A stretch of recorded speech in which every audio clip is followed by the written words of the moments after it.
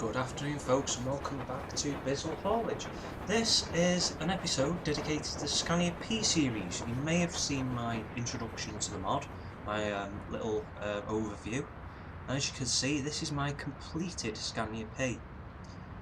And it looks rather nice indeed, don't you think? Lovely black paint job really sets it off. And the log lift application is really going to come in handy with today's load. So we are taking a load of small logs and we are going from Southampton on the south coast of England. When the map loads, we're going all the way up to Hull. We're catching the ferry across to Denmark, going up through Denmark and then catching the ferry across to Norway, and we'll be dropping off the logs at Abbastrepas in Kristiansand on Norway's west coast. So it should be Norway's south coast even. Should be an excellent trip, a nice opportunity to give the Scania P a workout. So let's go back. Let's get in the truck, fire her up, see what she sounds like.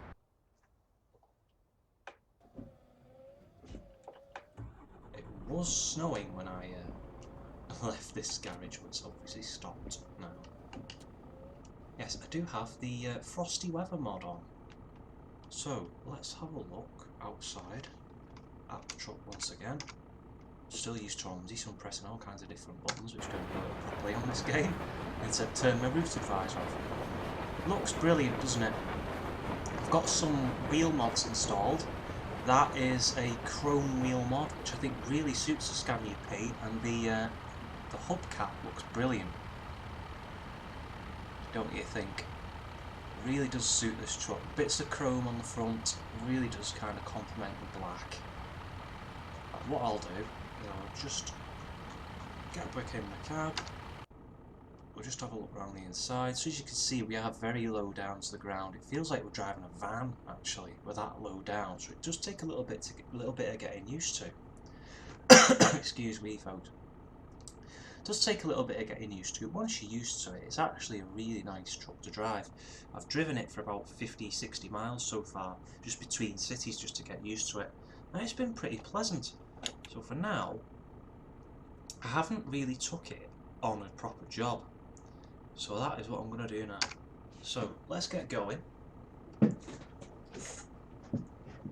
does help if I have my pedals in position, folks.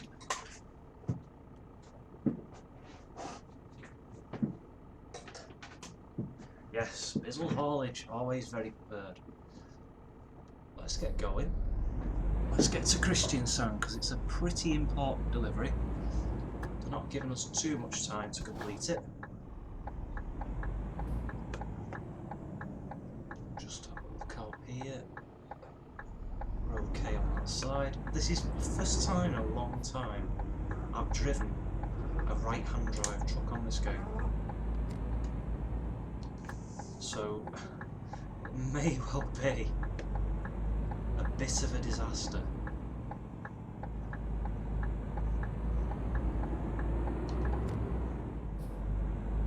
And we're off.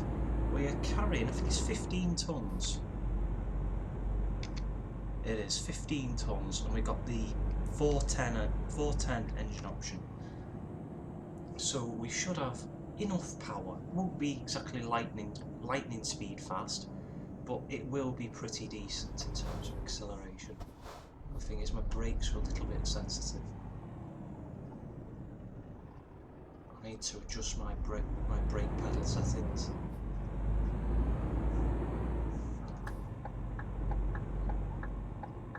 I actually kind of like sitting down this low in the truck. It feels alright actually. I was expecting to feel really odd. Once you get used to it, it does actually feel okay. As I mentioned in my previous video, this interior has a mod by P. So it is his Scania RJL interior mod.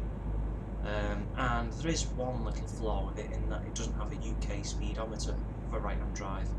But to be honest, I've got the 50k display mod here which shows my speed, and I've got the route advisor up, so it isn't bad at all. It's no great flaw, no massive deal breaker, certainly not. Let's just get it up to speed again. This thing is actually pulling better than I thought it would. I was expecting to struggle a bit more, but it's doing really well.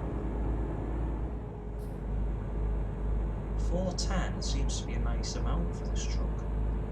Must just be geared right. Just gotta watch that left hand side. Whoa, slow coach, literally. Can I get past? I'm gonna have a go. That is impressive from a little Scania P. It's pretty nippy actually. Once it's up and running, it's actually not too bad. Accelerates pretty nicely. It seems to pull pretty well in the gears. Yeah, I personally wouldn't think this had 410 horsepower. I thought this would have more than that, for 500 plus with the way it's performing so far. Really good so far. Let's see how it performs on some of the more difficult terrain. I love the frosty weather mod, by the way. It doesn't affect the physics. All it does is it just affects the scenery, so everything becomes white. But it's nice to have, and plus as well, with the weather, it does come with its own weather. So if you set your probability for rainy or bad weather up quite high, you get sleet very often. You get quite a lot of sleet, and it can prove to be certainly a bit of an experience driving, but it is a lovely mod to have. It's a shame it doesn't affect the physics just a little bit. So, for example, if you are going at it with a lightly loaded trailer, if you got only putting a ton on the back, for example, and you put your foot down and the wheels slip a bit, it doesn't do that. It would be nice if it did. Speedometer actually. It's actually reading 4 miles per hour. It's just showing kilometers per hour on the actual dial face, if that makes sense, because where the actual needle's sitting, it's nearly at 100 kilometers an hour, which is about 100 kilometers an hour is 62 miles an hour, so it's sitting just above that, so it's sitting around about 95. So that roughly is about 58 miles an hour, something like that. So it's actually kind of reading for where the 50 miles per hour position would be on the speedometer. It's no great problem. I'm not actually paying a massive amount of attention to it. Just noticed it then. It's the rev count that I pay most attention to. Lots of roadworks. I think, yeah, this is what's the M3? I thought we were on the M1. No, we're on the M3. M3 is the main motorway from London to Southampton. And I think we're just past ETS2's rendition of a place called Twyford Down, which in the early 90s was a source of massive controversy in the UK, because it was a bit of a beauty spot. It was kind of like quite a large hill, and what happened was the M3 was built in 2 parts. It was built between Southampton and Winchester, which is a town on this little city. Is it a city? I think it is a city. On the way to Southampton, and it's basically built around Winchester. So between, like, from south of Winchester to north was the A33. See, so the motorway was in 2 bits. And what happened was, the Highways Agency, as it was at the time, so that was the authority in charge of building motorways and major A roads in the UK. They wanted to basically bridge that gap, and there were several options, one of which was to build a tunnel through a place called Twyford Down, and the other was to do the cutting. Basically it was found to be more cost effective, I think. It's been a while since I've read up the history of this. More cost effective to build the cutting rather than build the tunnel. If they'd have built the tunnel through Twyford Down, it wouldn't really have been that much of a problem. But basically now Twyford Down is an absolutely massive scar through the middle of it, because since the M3 opened in I think it was 1995, it's basically just cut a massive great incision through the middle of Twyford Down, through the middle of a big hill basically. Oh, I need to get in this thing. What is he doing? I get in there, he's backed off. Thank you.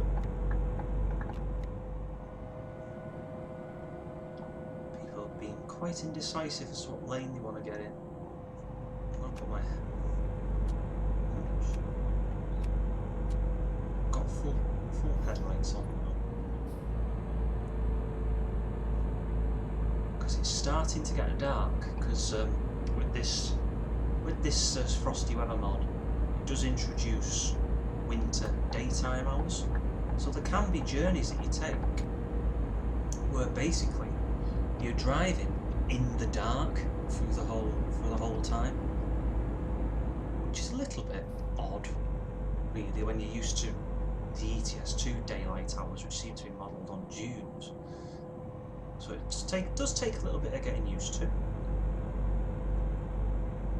but it's not too bad. It's quite realistic for this time of year. I mean, it's been going dark here about 3:30, and the sun's properly set by 10 to 4. So it is more realistic. I mean, you can see the light is fading, and in game it's 25 to 4. Oh, there's a car coming down the inside. I didn't see that. Am I okay though? If I can get in, yeah. Flash the headlights, of course. Fuel economy isn't too bad on this either. I was expecting it to be a little bit worse because this is the 6x4 model. I thought I'd pick the 6x4 because it's kind of quite true to life in terms of what the forestry guys would be using. They would be using 6x4s more often than not for a bit of extra grip, a bit of extra traction, coming out of like muddier places. Would be more useful to have the 6x4, so I've gone for that. I'm in my forestry truck. Let's have a look outside quickly. It just looks through the crane. It does look great, it really does. It's a lovely addition, that log lift, the log lift crane. It's brilliant to see. Whoa, a little bit slidey there. You know, it's an absolute brilliant addition. It really does add, I think it adds to the game kind of, because it adds another kind of layer of realism, because you do see trucks like that out in the real world, whereas on ETS2 in the standard game you don't. And it's nice to see that. Nice to have something a bit different. It's a shame you can't operate the crane, obviously. Would be nice if you could, but it's nice as it is.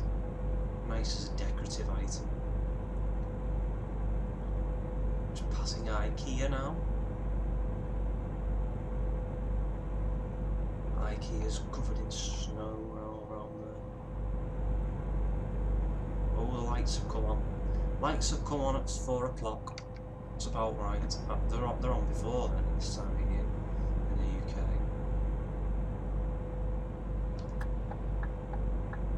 Getting used to a right-hand drive truck again. I remember I did drive one. The last time I drove one was probably 2 or 3 months ago. And it was an absolute disaster. I was all over the place. Now I'm actually managing to stay within the lines, more or less, he says. Just driving over the hard shoulder.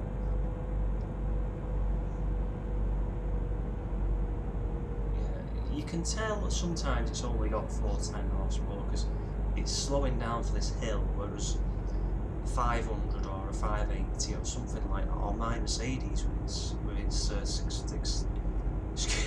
630 horsepower engine. The words will come out eventually. My Mercedes wouldn't really have struggled up there, whereas this with 15 tons is not struggling as such, but it's find it a little bit more difficult.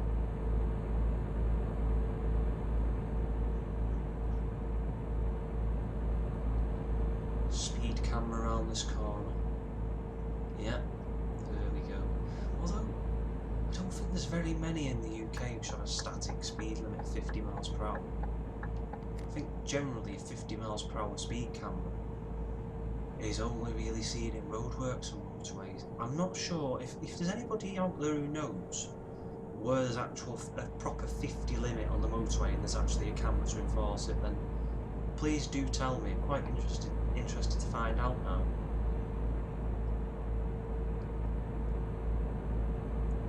Let's see. Hey, doing okay. Acceleration in gear is actually a bit better than I thought it would be. It's holding its own. Having a drag race with a coach.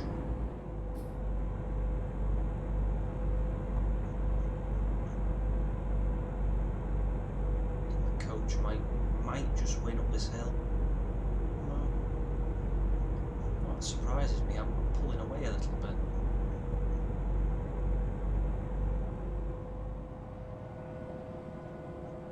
Let's have a look at how long we got left. 6 hours, yeah, it's plenty of time to get to Hull.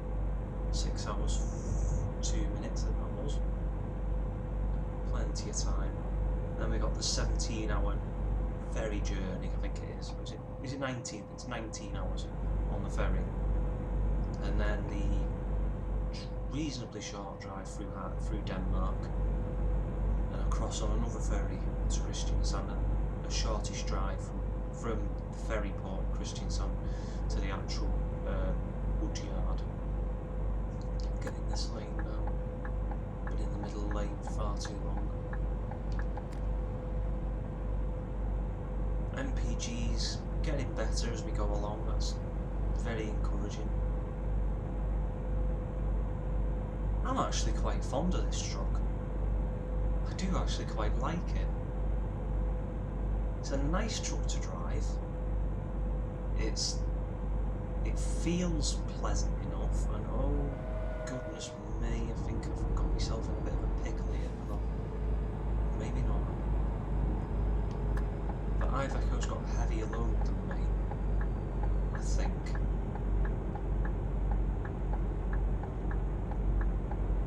I need to get out of this lane. You let me in, sir. Yes, thank you. Thank you. I can never quite tell where the back of the trailer is. I don't want to pull across and then end up getting sideswiped as I do so.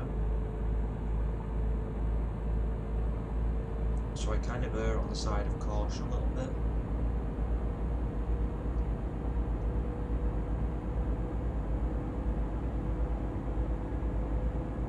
Just a little bit conscious as well where the actual left-hand side of this truck is. I keep thinking I'm further over to the right than I actually am at times.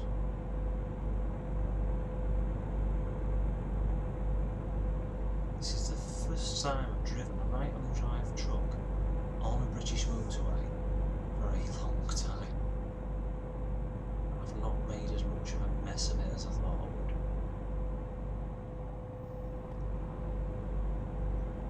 Right. 5 o'clock. Quarter past 5, near enough, on a Wednesday evening in December. It'll be pitch black by now, and this is about right. This is more like November daylight hours, where it's just about still light. Like there's a tiny bit of light still visible.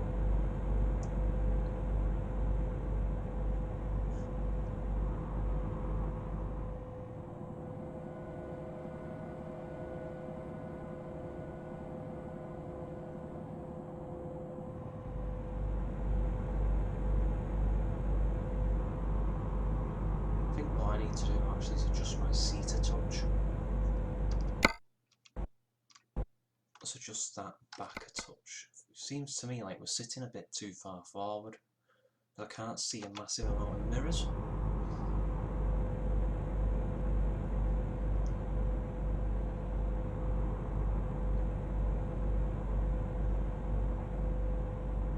That's better now.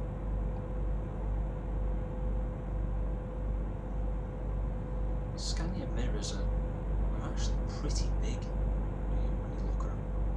I don't realise they're actually that big. Whoa, whoa. What are we slowing down for?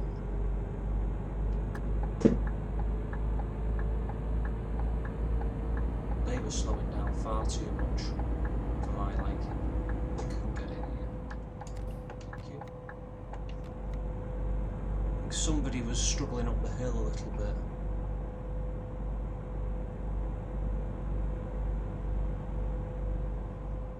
Oliver's Limited, oliverslimited.com. Store, haulage and storage services, it said. Right, I think we're about halfway on our journey through the UK. So I've just seen a sign for Birmingham. So I don't think we've got too much longer to go, and I've just noticed it's getting really rather dark now. The headlights are a little bit weak. I don't know if it's just me, but I think they are a little bit weak.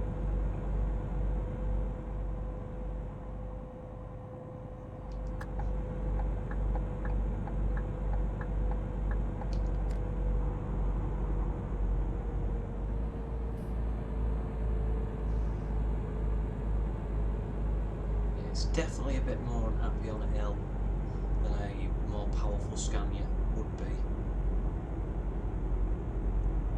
Down to the 30s. Come on. That's it, it's okay now. Yeah, I wouldn't say there's a lack of power as such. I think it's geared pretty well. But you're bound to feel inclines a bit more in a lower powered truck like this, rather than a big powerful R730, for example. I mean, an R730 would go over that hill like it wasn't there. Whereas a 410 is bound to kind of struggle a bit more.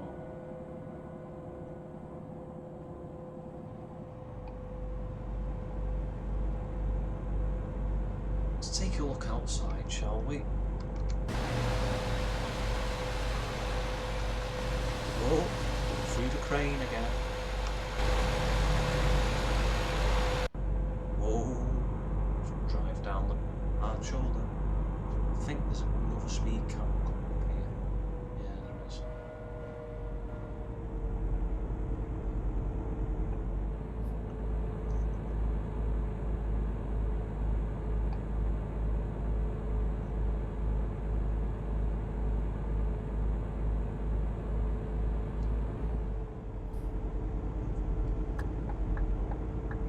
Runs pretty nicely. Whoa! You absolute idiot! It's a good driving that, yeah. Just pull out in front of a truck that's already overtaking you. Yeah, it's good driving that. That is typical driving UK motorway now. Standard, generally pretty abysmal, to be quite honest. Stupid truck drivers, certainly not. That was a slip of the I do apologise. Stupid car drivers who don't recognise that a truck actually needs to maintain momentum.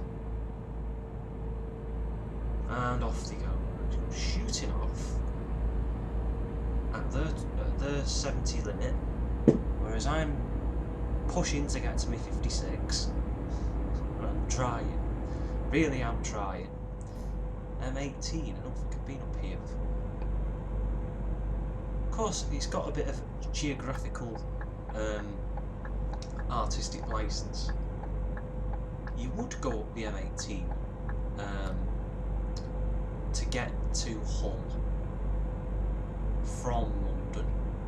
It cuts off a bit of a corner. It cuts off a corner around a town called Doncaster. Because basically where Doncaster is, there's the A1 alongside it, and then there's the M62 to the north of it, and the Doncaster has the M18 running to the east. what that does is it cuts off a corner, so you go from the A1 or M1 to the M18 and then to the M62. It cuts a bit of time off your journey in the UK. If you're on Google Maps and you're not from this country or you're not familiar with that part of the area, just have a look and you'll see what I mean. It does cut off a bit of time. It doesn't just magically appear like thank you. It doesn't just magically appear like it does on ETS2. It's absolutely pitch black now. I can't see a thing with these lights. I have to put my full beams on. Oh, now it's become the M180. That is another motorway from the M18, and that runs to Grimsby and a town called Immingham. Now Grimsby and Immingham are two ports on the east coast of England, because you've got Hull, which is a main port, you've got Grimsby and you've got Immingham. Now Grimsby and Immingham are well known in the UK for the fishing industry.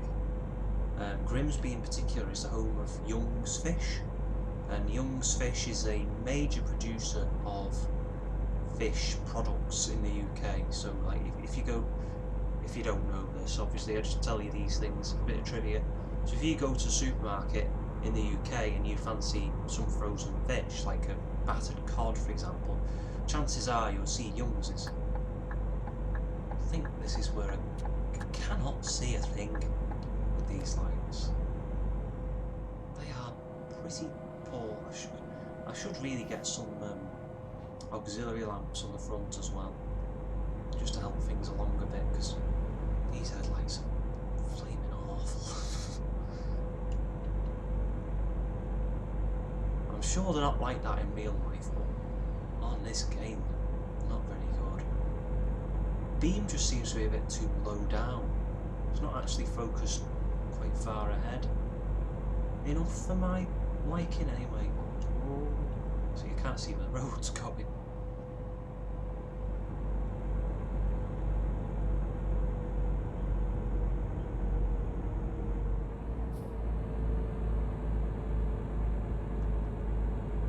I'm down to 11th gear. Whilst I'm driving, I shall have a drink. Drink of a milkshake, very nice. What have I got today? I have Skittles mixed berry milkshake. Thought I'd try it. It's not bad actually. There you go, it's my recommendation.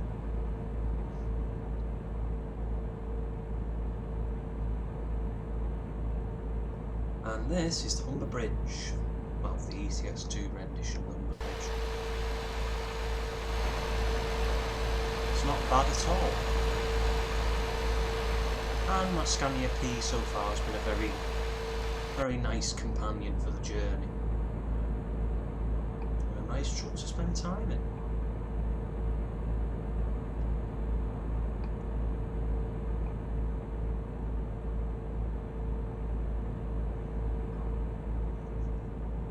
Just going to put it into 12 manual mode and see what happens. It just seems to be a little bit unhappy in 12 at 50.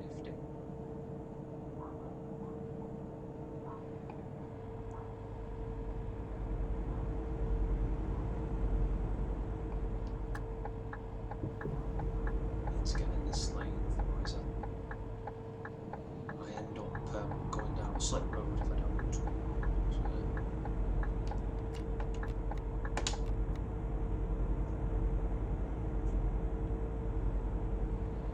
Fuel economy is still pretty good. I mean, 48.6 litres per 100 miles over this distance. I mean, going up some hills as well, that is pretty respectable.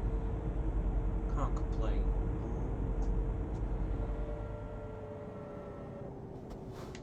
Let's put it back up to 50. I thought I would slow it down a little bit.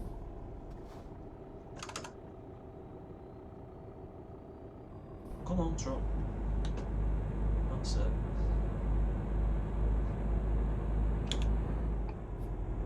Didn't want to respond to me then. Just started to cruise a little bit.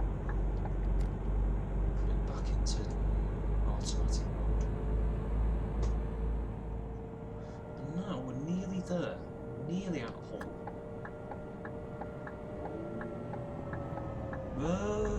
Thought there was going to be an accident then. Now I can't see down this side. I can see roughly down my... I think there's enough space. Yeah, there is, just about. Yeah, a little bit too cautious there. You can never be too careful. Particularly in this light, you can't see where the side of the trailer is. Not very well, anyway. Right, let's go for it. Full throttle acceleration, Scania. It's not too bad. No, far worse.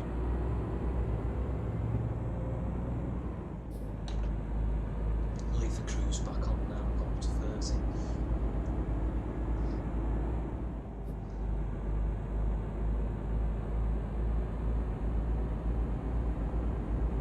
I'm reasonably impressed so far.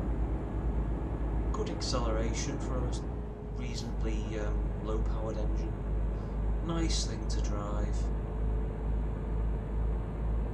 Decent sound. This is a stock sound, by the way. I'm going to have a look for some different sound packs. I'll try some out in a future video. See what they're like. But at the moment, pretty good. Very impressive. Much like an R, much like a Scania R, one of RJL's. In fact, to be honest, should I fancy a change from the Merc, I might well go for a Scania R. Might go for the whole hog and go for it all singing, all dancing 730. But at the moment, I like the Merc. I like the way it drives.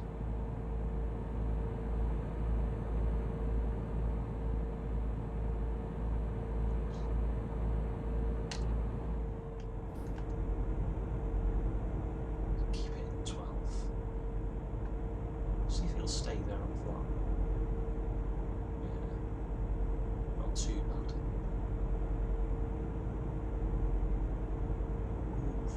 Running a bit close there. Need to slow down a touch.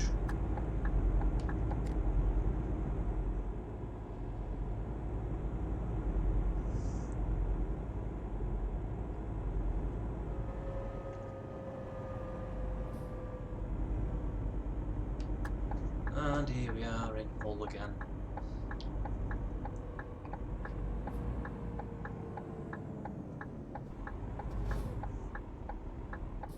What's he doing? Knew he'd come round that way.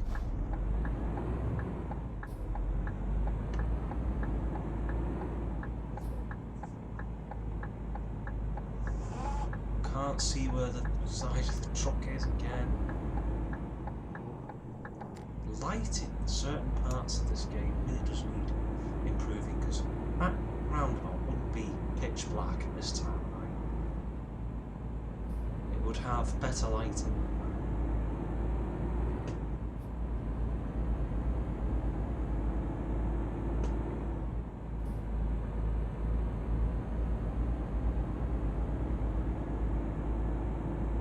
So we're nearly at the port of Hull.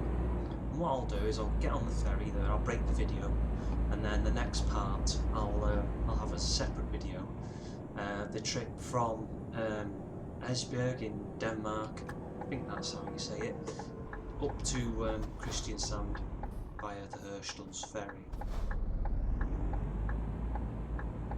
Again, I think that's how you say Hirschdel. It might not be at all. So if there's any Danes watching, I do apologise.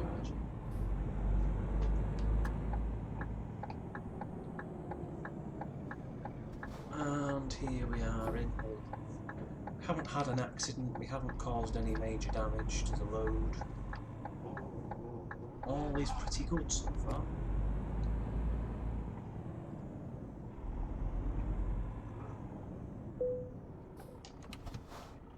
Engine off, handbrake on. Right, so join me again for part 2 of this journey. We'll be taking this lovely Scania P series to the woodyard in Kristiansand. So for now, thank you very much for watching. and goodbye from me. Don't forget to like and subscribe for more trucking and now OMSI 2 content. So, if you like what you've seen, don't forget to give me a like and give me a comment and subscribe to the channel. So thank you very much for watching for now, and goodbye. Goodbye.